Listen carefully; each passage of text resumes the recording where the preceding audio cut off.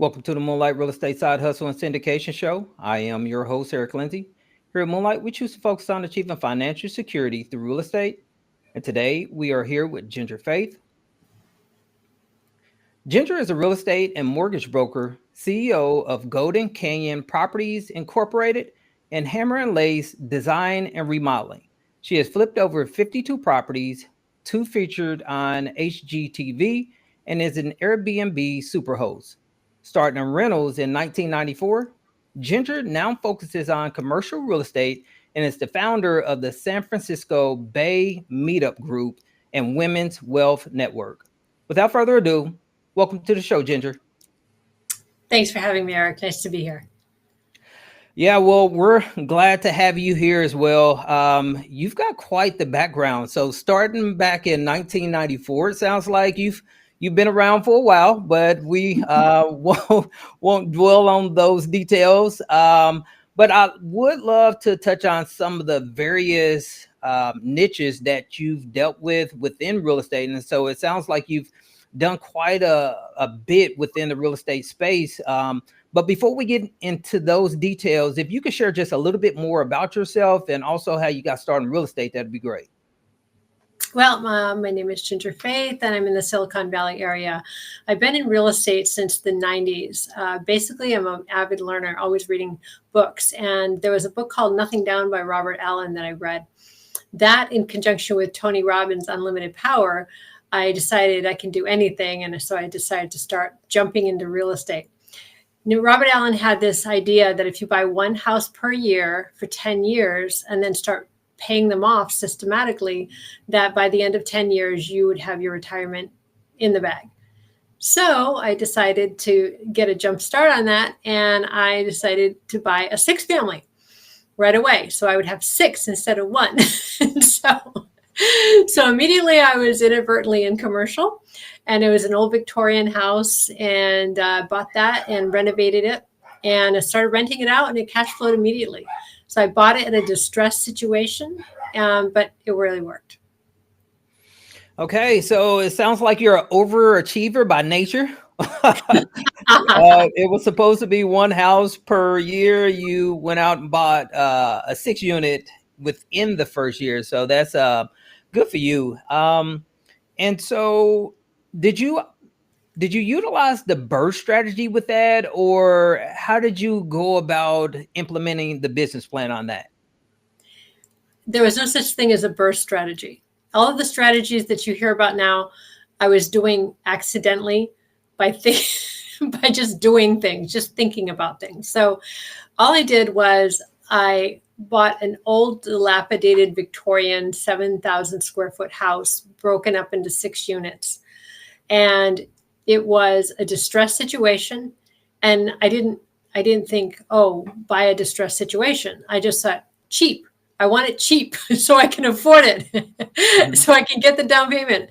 And I want the rents to cover it so I don't have to pay rent, So it was just like a natural instinct. And so I fixed it up. It was brown and red and green. I think every time the paint went on sale at the hardware store, the guy would get a couple gallons and paint part of the house. So it was a really cool, naturally, organically cool house. It had mahogany library inside, huge crown molding, hardwood, beautiful floors, a widow's peak, but it looked like a mess outside. And it was a very high distress situation, made an offer, and I got in. So first thing I did was take that crazy paint off of it, and I just made it into a painted lady with cream, pink, and purple. And so right away, as soon as I did that, I had tenants lining out the door. And they really wanted to rent one of the units. It was basically it was vacant when I got it. And they said, "Oh, we'll paint it. We'll fix it up. Just buy us the materials." So I did that, and they moved in, and it started cash flowing within 6 months. And then I dropped the insurance, which was outrageous, and then took cash out, and took some cash out, and I bought another 6-family. So it was, but I didn't know what BRRRR was. I just said that was cool, and I lived in the main unit, beautiful unit, and I lived for free and made $500 a month. So I thought, this really is cool. I want to do this again. And that's how that continued and started. Yeah, a lot of newer investors, they think that these strategies that's being spoken about or having acronyms created for them, that these are newer methods, but a lot of these strategies have been around for 20, 30, 40, 50 years, and they just didn't have a name for the activities that these real estate investors was actually performing. But it's the exact same thing that we are now hearing within the mainstream. So that's really good. Yeah. So was this particular property, was this in California as well? And are you from California, born and raised? My mom moved to Boston when I was 12. I grew up in Pasadena till I was 12, and then outside Boston at that time. So this property was in the Massachusetts area. That's why I was an old Victorian back then. And they have Victorians here, but that's where I started. And then I continued with investing in real estate. And then I moved to California in 2001. Okay, nice. Yeah. Okay, and so if we could go back to the beginnings, I'm all about taking a look at how people got started and trying to share some hope with my audience and let people know that it is possible to get things off the ground and to struggle in the beginning. That's a normal state, and that's a normal process for most real estate investors or entrepreneurs in general, that it's going to be a challenge to get things off of the ground. A lot of times within the social media age, people are saying that it's really easy to be able to accomplish these feats and have a mega business, but a lot of times it's really difficult to get these businesses off the ground. So if you could go back to the beginnings, share some details of what it was like to get some traction within your real estate business. We're living in a completely different world now, 30 years later. In many ways, it's more difficult. In many ways, it's easier. But it's different. The thing I would like to say about that is basically, in order to be successful in real estate, you need to have drive, be hungry. Yes, obviously, but you also need to be a lifelong learner, and you need to just jump in and learn. But don't jump in with like a greedy kind of a vibe to you. Go in with a learning vibe. You want to learn, understand what your goals are. That's important, obviously, but go in just wanting to learn. And if you want to learn, and if you have a growth mindset instead of like a fixed mindset, you're going to be successful. It may take a little longer depending on what you do, but come in with a growth mindset. And so because I was an avid reader and learner, and then I just took action, I was quite young and I just decided, let me try this. And so just having that attitude, just do something, but know the numbers early on. One thing I never did is get an advanced accounting degree, and I wish I had. So I would say a young person needs to do what Warren Buffett said and get an accounting degree, even though it's boring. It's really important. And over the years, as I became a mortgage broker, I started playing around with numbers, and then I started like becoming a little bit more sophisticated. Now with commercial property, there's another level of sophistication with the numbers. So I would encourage people to have that growth mindset about, just learning and doing, and also accounting. So today it's different. Back then, I would say I was just willing to take a chance. And I might have had more brawn than brains at the time, but that's how you learn, right? My friend Gary DeGrazzi said, I'd rather have, how does he say it? Ignorant fire is better than intelligent ice.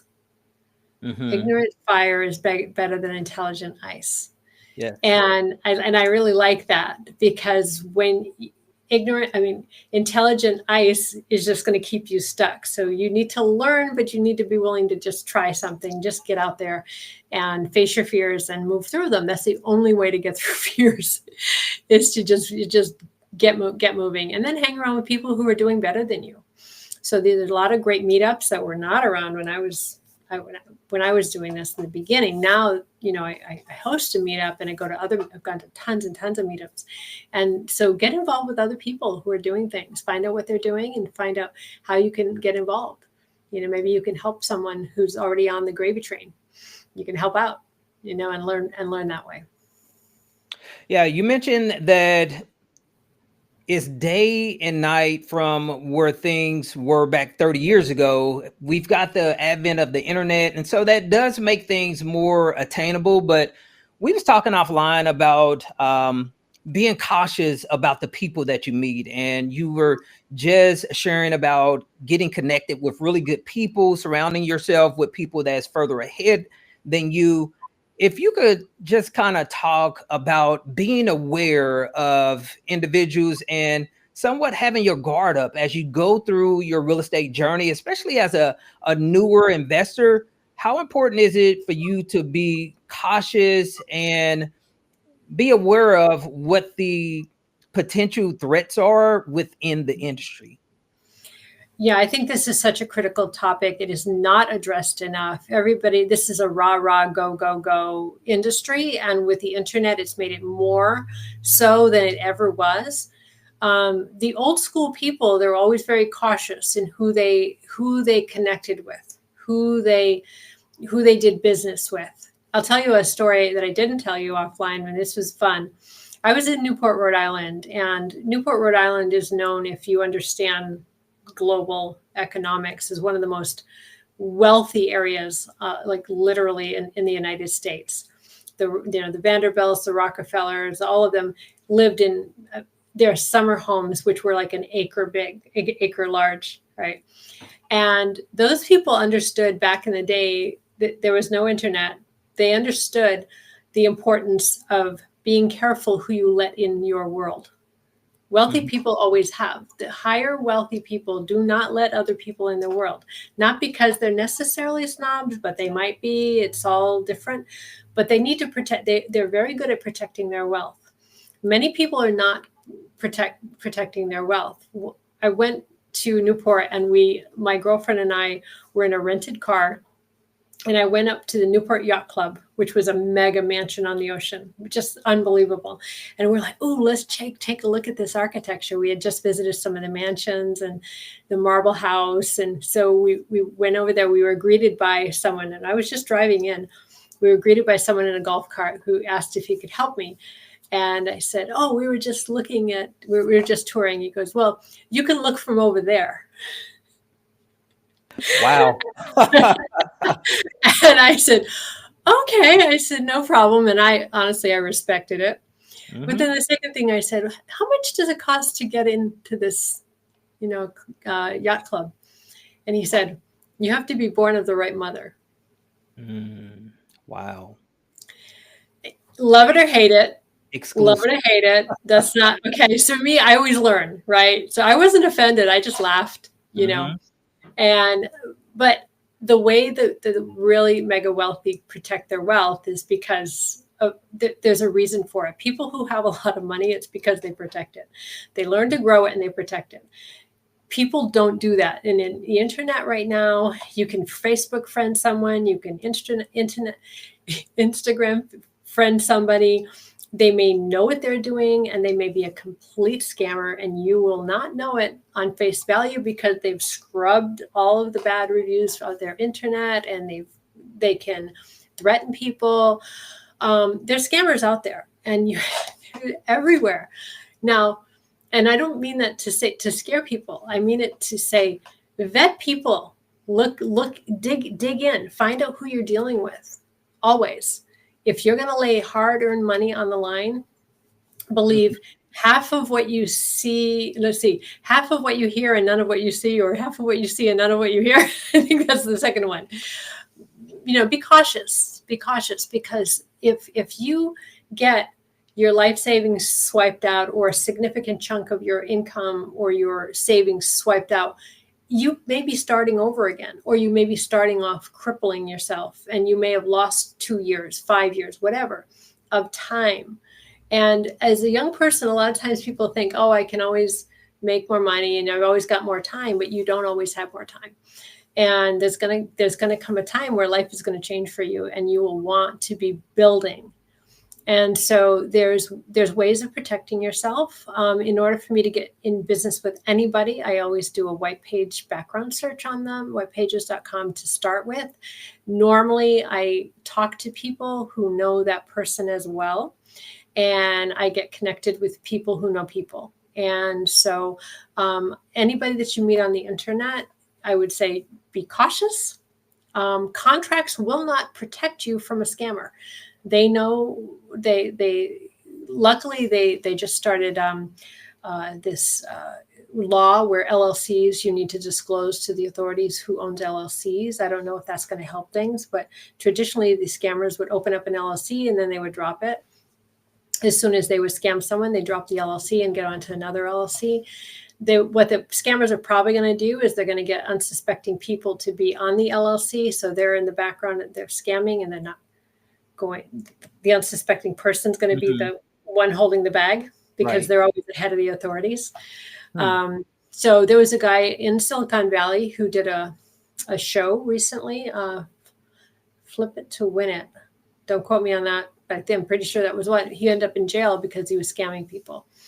But I know another guy right in the Silicon Valley. He's still out there. I've been interviewed with the DA twice to get him behind bars, and they dropped the case twice, and I don't know where it's going. And he's still out there doing his thing, grabbing people's money. Last I knew, which was like 5 years ago, he owed $39 million. He was never going to pay back. And he's very knowledgeable. So it's out there. Vet things. Be aware of your own greed glands. I think that's really, really important. If you're in a situation where you're in a high stress situation, anybody's pressuring you to do a deal, run, don't walk. Never do a deal under pressure. Just don't do it. Okay. If you're sick, if you lost a loved one, if anything happened where you're not 100% your best self, do not get into real estate at that time. Just don't. Keep the money. Losing money and inflation in the bank because there's no return of there's no return of principal. There's no return on investment until there's a return of investment, right? So you need to return of the investment, and then you need money on top of that. So I would say be aware of your own desire for greed, because the pros will ignite you. Think about the scams that you've heard about. Bernie Madoff, right? People believed him. They were lazy, but people who weren't lazy avoided him. They dug a little bit and they think, something doesn't feel right. That's a big deal. Trust your intuition. If you feel like your intuition is telling you something doesn't feel right, but this guy's talking and he sounds plausible and he's getting me all excited about the big money I'm going to get, they can offer you 30%. They can offer you anything. If their intention is just take your money and run, they'll sign. Yeah, I'll sign here, 30%. And yeah, we're going to insure the house and all that. So it's real. It's out there. I think it needs to be addressed more. You will make money in this. Richard Branson says if you protect your downside, the upside will take care of itself. Yeah. Right. And the biggest downside is scamming and then not knowing what you're doing, ignorance, things like that. Right. Not paying attention to, barring catastrophic situations. There's only so many ways in real estate you're going to lose money, and just protect yourself on those fronts, and then you'll be all right. Yeah, you raise a valid point. There's so many scammers out there, and they're really good at what they do. Some of those guys, they dress up as sheep and, they're wolves in sheep's clothing, so to speak. And you just won't see a lot of those guys coming. I know that I was sharing with you offline that I was victim of a scammer. Individual basically was supposed to pay me $400,000. He ended up giving me $125,000 and hosed me for the other $275,000. So they're out there, and you have to be educated. Try to get connected to decent people and Mhm. you usually end up in decent places because good people, just as you was mentioning with the really high net worth individuals, they kind of dwell together and they protect their company Mhm. pretty closely. And so that's a really good practice to try to hang out with other good people. Mhm. Ginger, if we could turn the page, you're a huge advocate for financial independence. If you could share just briefly as to what motivated you to go after and be so focused on educating people about the importance of financial independence. Um, I've over the years, I've noticed it felt easier to me when I was younger to make money and keep it. With inflation now, it's really there. Now, look at the stats on even just to buy your own home. I help people buy and sell homes, right? As a mortgage and a real estate agent as well. And I see the with a lovely family, hardworking, making good money in Silicon Valley, what they have to come up with in order to afford a modest home, fixer upper. It's amazing. And the numbers are very, very different than they were. They're here, but all across the country, it's the same. And yet, there are people who are winning, right? Because there are always people who are winning. What are they doing? What are they doing differently than the people that are struggling? And so I've always been that person who trying to figure out, success leaves clues, like Tony Robbins likes to say, right? So and then as I got older as well, I realized like, wow, things are more expensive for me personally. I need to take vitamins I didn't have to take 20 years ago. There are different things that you need as you get older that I didn't think about before. So like, and that's just one example. So when I started seeing success and, enjoying my own success, but also, starting to just weigh that out. And then I started talking to people about that and the importance of financial independence. I noticed that people drew in. They started saying, yeah, that is important. How can you do this now with inflation? And what I like to say is the war to keep you poor. I really feel like there's a war to keep you poor, especially in California, actions being like crazy high and all of that. And yet, how the rules of the game are changing, but there are people succeeding. So what are the new rules? And so it motivated me to start digging in and learning at another level, in order to learn for myself, learn from my friends, and then talk to other people about it. What are we learning about this? And start diving in. So So, what do you think is a great strategy for a person just getting involved in real estate or having a desire to start looking into investing? What do you think a great strategy would be? Would you take the same advice that you began real estate with, buying one house per year for 10 years, paying it off?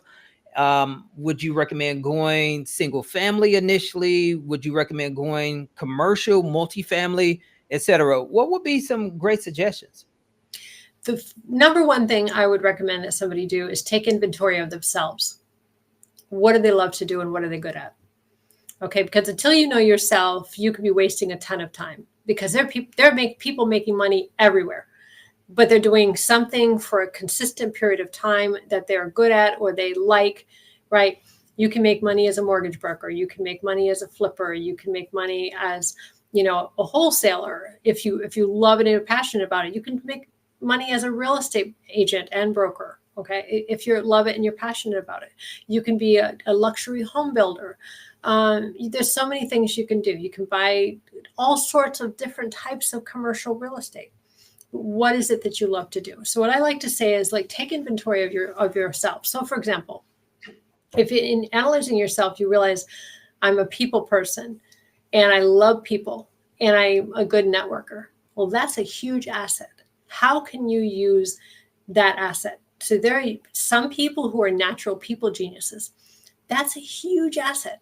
Loving people and getting along with people and learning how to connect with people is a huge asset. How can you use that in order to make money as a real estate entrepreneur?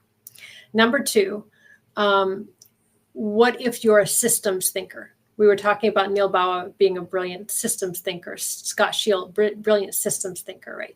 If you're a great systems thinker, how can you use systems thinking, that kind of a brain, in order to make money in real estate? What are people like you doing, right? If you're a natural builder, some people love building and they're physical. They have to have, well, what could you do as a builder? Could you build luxury homes? Could you get together with people who are going to find the deals for you, and then you do the work, and then you organize the team, and now you have a joint venture partnership with people? What do you could so find out what your natural genius is first before I tell you go here and go there, because you can make money anywhere. You just have to find out what is it that you're good at, or what could you get good at. And how are you going to find that out? Try it. I was banging nails in the 20s. I'm like, this is kind of cool, but it's not my natural genius. So I went on to something else, right? I was a mortgage broker for a while. Again, that's always what I learned by being a mortgage broker. I was okay with the numbers, fine, but I loved helping people solve problems. They came to me with, oh, this happened and that happened, and I need money, and I put the puzzle together. And then I'm like a Labrador retriever. I love serving people. So I learned that about myself. I love to serve people, right? So now that I'm into commercial real estate, I'm not doing just any commercial real estate. I want to do shopping centers, and that because I'm thinking, oh, these people can, how can this benefit people? They can have an elevated lifestyle by something that I can purchase and renovate and make better. So their lifestyle is elevated. So that's how I would point somebody to, because there's money everywhere. It's just a matter of not wasting your time doing something that you're not naturally good at, and that you're not going to like. But you got to try it. So try things. Get out there, try things, experiment, learn, find your passion and your love and what you're good at, and go for it. Yeah, if you don't try things, you're never going to know exactly what it is that is your niche, because you're not tackling things. You have to move forward and at least experiment to see if it's going to be a fit for you, because you may not like Airbnbs. You may not like long-term rentals. You may not really be interested in multifamily apartments. So I think that's a really good strategy. Ginger, if you could just share briefly, you've been involved in multiple different asset classes within real estate. And so you've been around for right around 30 years or so. Share with us, what was the model with that? So you've done flips, you buy real estate in California, you own long-term rentals, you also have some short-term rentals.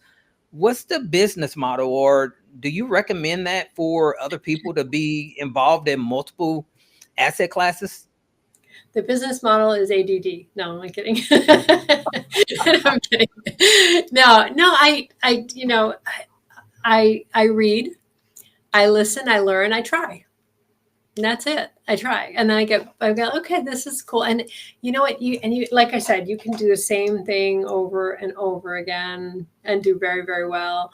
To me, I'm like, what's around the corner? And I just want to take a look, and then I dive in. One of my latest projects was I bought a house across the country, and that's kind of a big deal to buy a house across the country, and it immediately cash flowed, right?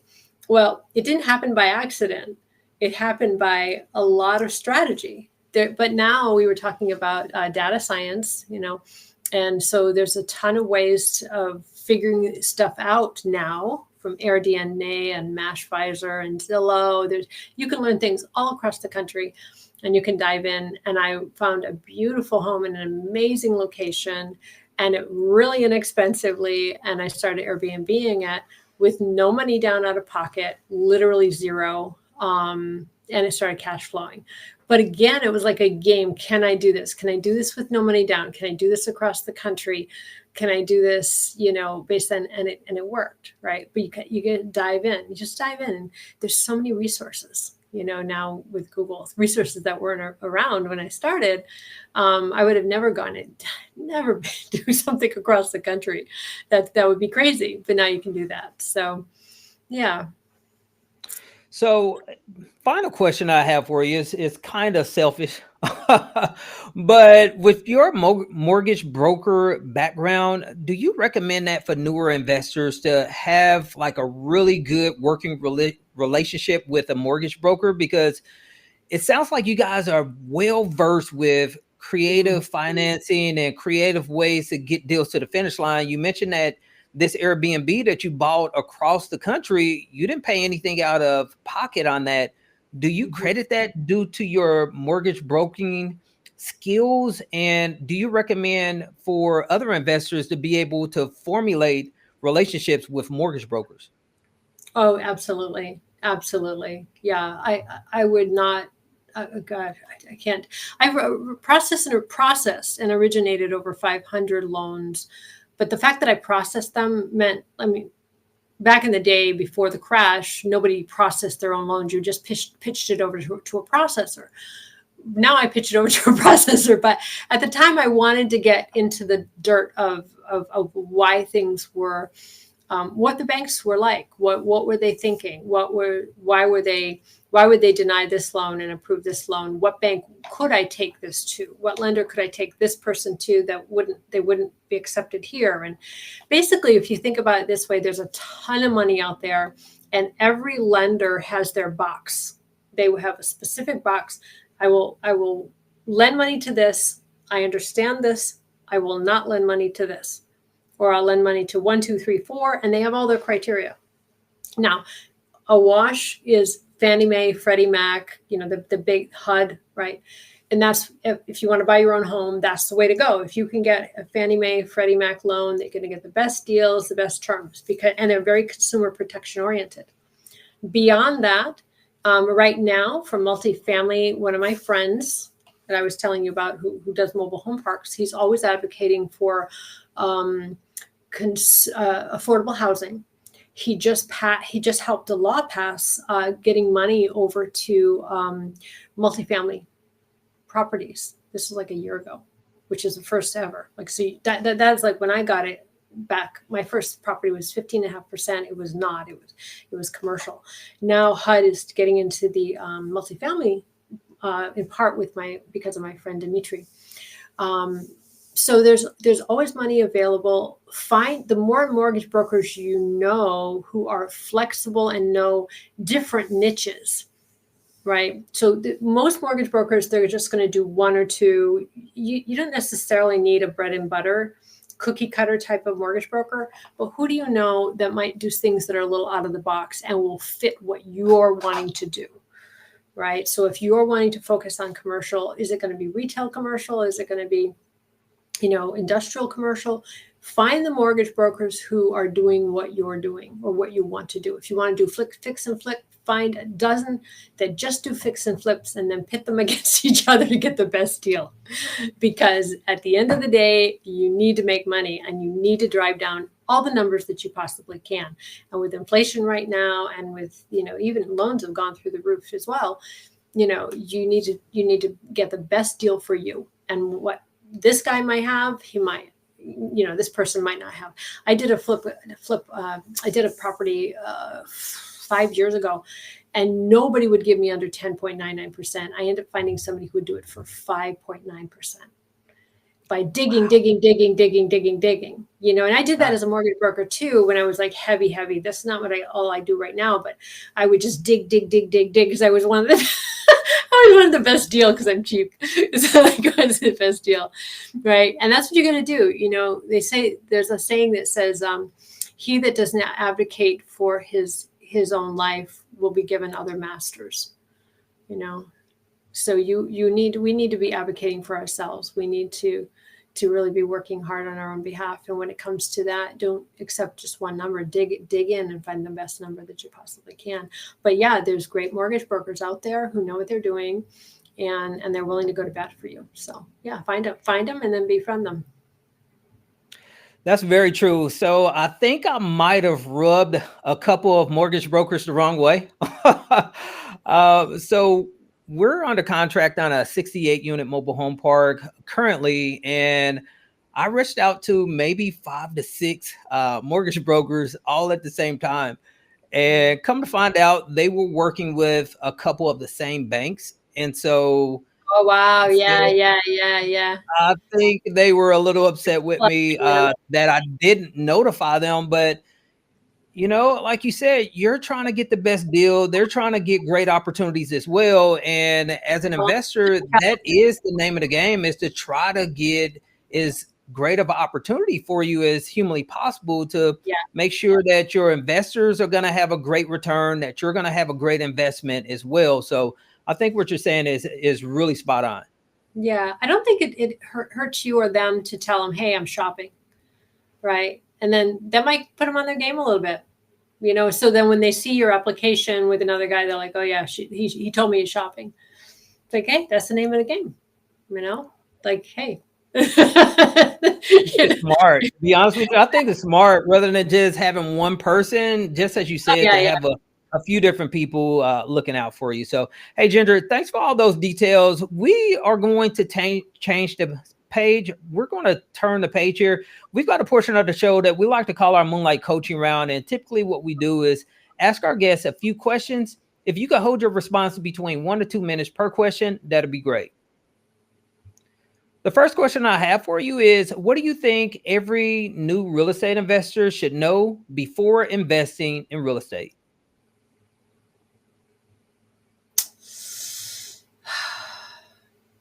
What should they know?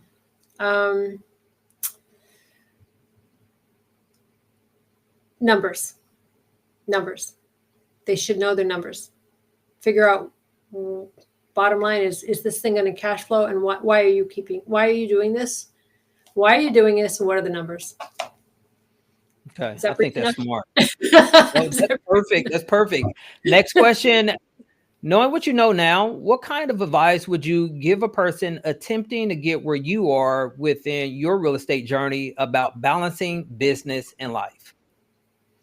I would say getting involved in real estate has the potential to give you a very balanced life. And it's a wonderful place to be.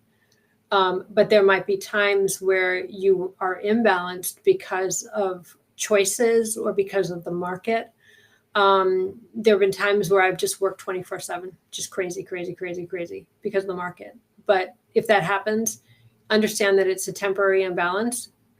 Invest your money wisely during that time, so that in the future you'll have a more comfortable life than you would have otherwise. So Yeah. yeah, Yeah, it's kind of similar to going to college. You know that it's going to pay off later. You're going to have to put the work in up front, but on the back end, you'll be able to experience a much more comfortable life down the road. So it's more or less an investment. yeah. The next question I have for you is, if a person had minimal amounts of time, no money, but they wanted to start a business like yours, what steps would you recommend for them to take to start and scale a real estate business? So no money and no time. Mm-hmm. No money and no time. Get one or the other. That's it. Get one or the other, because you need one. You need to start with either money or time. So just think creatively. I'm a big proponent of positive affirmations, writing down your goals, figuring out what you want. So why do you have no money and no time? Because that's the first problem. Okay, if you have no money, no time, you got a big problem. You got a really big problem. So change that. Okay, so figure out how can you get more money and time? Figure it out. Okay. Okay. Last question. What is the greatest coaching advice you could give to a new person about knowing their numbers? And when I say knowing their numbers, it could refer to KPIs, knowing their income coming in, expenses going out. What kind of coaching advice would you give to a person about knowing their numbers? I'll give you the easiest, simplest I got from Mark Allen back in 1995. It's called the bathtub theory of economics. Either you're putting money in, you turn on the hose, you turn on the bathtub, and you plug up the holes, and then you get a nice full tub of nice full bathtub. Make sure when you're doing your numbers, you're cutting the fat and you're bringing money in. And how are you doing that?